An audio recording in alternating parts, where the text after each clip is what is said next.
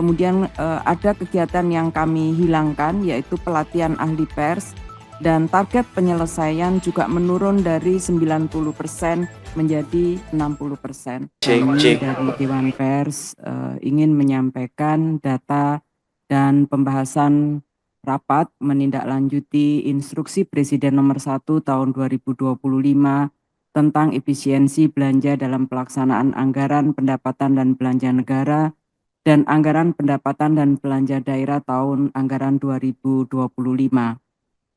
Sesuai postur Pagu Anggaran Dewan Pers tahun 2025 dapat kami sampaikan bahwa total pagu anggaran 40,7 miliar dengan rincian komunikasi publik TUSI Dewan Pers sebesar 51%, 20 miliar 973 juta rupiah, dan dukungan manajemen sebesar 49%, sebesar 19 miliar 777 juta sekian.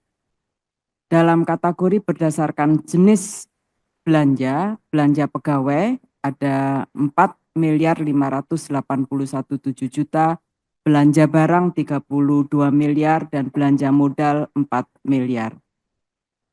Dewan Pers mendapatkan alokasi blokir sebesar 16,4 miliar dengan rincian sebagai berikut. Komunikasi publik yang semula 20 miliar 973 juta dengan blokir 10 miliar 490 juta menjadi 10 miliar 483, dukungan manajemen 19 miliar 777 juta dengan blokir 6 miliar menjadi 13 miliar 774 juta. Dengan gambaran postur blokir kategori jenis belanja pegawai juga mengalami nggak ada tetap 4 miliar 581 juta, tetapi berpengaruh terhadap belanja barang dari 32 miliar, blokir 13 miliar 220 juta menjadi 18 miliar 861,7 juta, belanja modal yang semula 4 miliar 86 juta dengan blokir 3 miliar 271 juta menjadi 814 juta. Sehingga jumlah blokir dalam postur kategori jenis belanja barang 24 miliar, total belanjanya adalah 24 miliar 257 juta. Rekapitulasi dengan rincian blokir anggaran untuk program Dewan Pers tentu saja ini berpengaruh, meskipun kami dari Dewan Pers mengupayakan agar seluruh program yang menjadi program prioritas Dewan Pers tetap bisa dilaksanakan dengan sebaik-baiknya sesuai dengan amanat Undang-Undang 40 tahun 99. Dengan total pagu 24 miliar 257, beberapa program yang kami tetap laksanakan adalah program untuk kategori program komunikasi publik 10 miliar 483 juta, penguatan lembaga pers dan jurnalis 10 miliar 483 juta. Beberapa komponen memang ada kegiatan-kegiatan yang outputnya itu kemudian menjadi berkurang ya dengan dana blokir ini. Misalnya layanan pengembangan pers dan kerjasama Dewan Pers dengan masyarakat pers yang semula 5 miliar 599 juta menjadi 3 miliar 699 juta, sehingga mengurangi kegiatan-kegiatan fasilitasi untuk sosialisasi pers. Rekomendasi hasil survei indeks kemerdekaan pers ini memang menjadi program prioritas dan mandat undang-undang, di mana setiap tahunnya ada 39 rekomendasi kebijakan dengan blokir anggaran ini tetap kita laksanakan, tetap dengan total anggaran 2 miliar 72 juta. Untuk rekomendasi terkait tanggung jawab perusahaan platform digital untuk mendukung jurnalisme berkualitas dengan anggaran total 2.258.000.000. Yang cukup signifikan berpengaruh terhadap pelayanan publik adalah pendataan dan verifikasi perusahaan pers. Dengan target semula 67 perusahaan pers, kami tetap berupaya dengan menghasilkan 50 perusahaan pers, meskipun cara yang kami akan lakukan adalah dengan mengkombinasikan antara verifikasi faktual dengan cara online, jadi secara virtual. Berharap dengan metode ini akan tetap menghasilkan secara maksimal.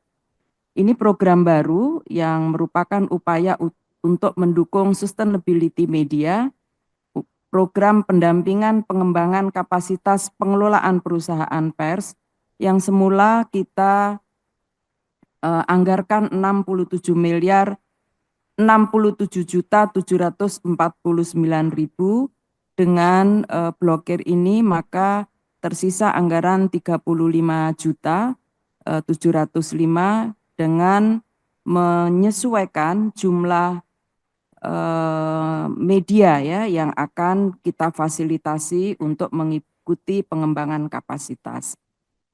Lalu untuk program pelatihan jurnalis dan fasilitasi uji kompetensi wartawan. Ini yang semula targetnya adalah 690 orang. Perlu kami sampaikan pada kesempatan kali ini sebagai perbandingan tahun 2024 kegiatan uji kompetensi wartawan itu sampai 1.200 ya, sampai 1.200 dan target tahun 2025 sebetulnya 690 orang, tetapi dengan tambahan blokir ini, pengurangan blokir ini, maka target 2025 hanya 210 orang. Meskipun demikian, kami ada beberapa hal yang terpaksa kami tiadakan, misalnya TOT untuk penguji UKW. Jadi penguji UKW itu juga terus ditingkatkan kapasitasnya. Yang selama ini kita lakukan secara offline, akan kami coba dilakukan secara online. Ini upaya kami di tahun 2025. Mudah-mudahan ini juga menghasilkan proses yang baik dan menghasilkan yang berkualitas.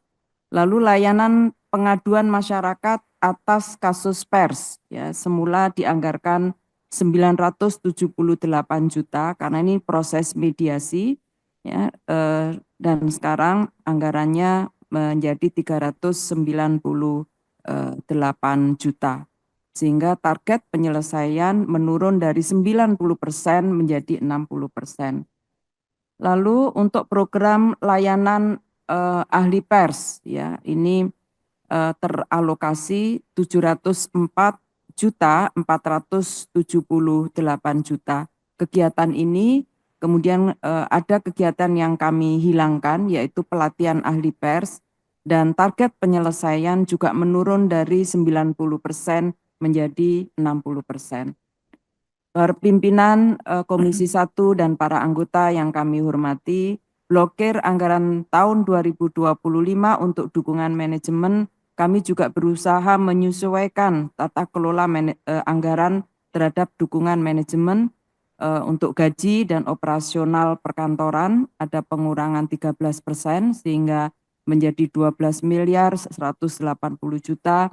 Layanan BMN 45 juta, layanan umum 309 juta, layanan perencanaan dan penganggaran Dewan Pers 113 juta, layanan pemantauan dan evaluasi Dewan Pers 208.916, layanan manajemen keuangan Dewan Pers 103.336.000, dan pengadaan sarana internal 814.096.000. Efisiensi ini meliputi penurunan biaya operasional perkantoran, menekan belanja pemeliharaan, pengurangan belanja perjalanan dinas dan rapat, serta mengurangi belanja peralatan dan mesin. Prinsip Dewan Pers melakukan penyelesaian kerja sesuai dengan program prioritas yang kami lakukan dengan penyesuaian target, output, dan kinerja.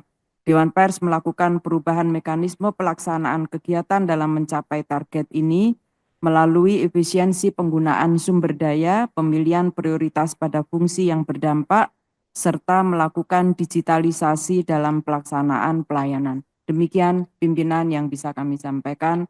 Terima kasih. Wassalamualaikum warahmatullahi wabarakatuh.